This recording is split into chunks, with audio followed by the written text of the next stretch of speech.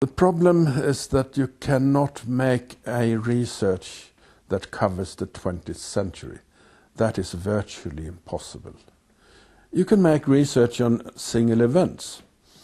What about Titanic? 1912, Titanic goes down. You could read 15, 20 books about that event, and then you could write a story about Titanic. That's research. But you cannot cover the whole of the century. So the trick must be to find, to put the private life into the story, to have so many things that cannot be checked by the reader, and yet in the background, of course, all those big events, they must be there. You can't, as I said before, you cannot circumvent the First World War. But if you privatize the story, you do not only get rid of a lot of research. The more important thing is to tell history as it were if you were there. The problem when we look back into our own history is that we know too much. In hindsight, everything is easy. Everyone in Sweden would know today exactly what stand they would have taken in 1933 when Adolf Hitler came to power.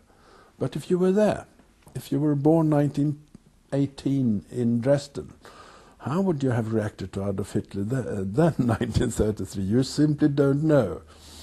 So the thing is to find a way to tell history without hindsight, as if you were there.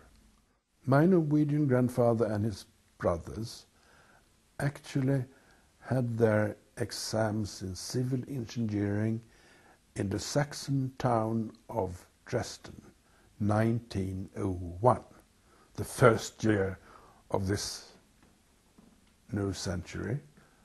And the headmaster gave this brilliant speech to the young students where he explained that this century we are now entering is going to be the greatest, most peaceful century in human history, because of all the technology that you, my young fellows, are going to achieve.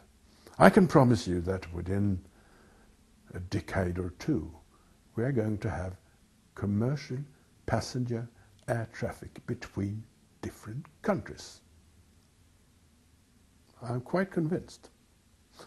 We're going to be able to listen to a concerto in Heidelberg, here in Dresden, with the same quality as if we were there.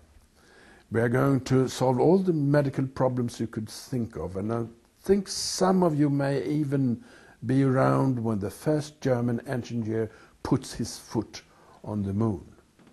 This is what we have in our future. And, of course, this technology is going to make impossible this form of barbary that we call war.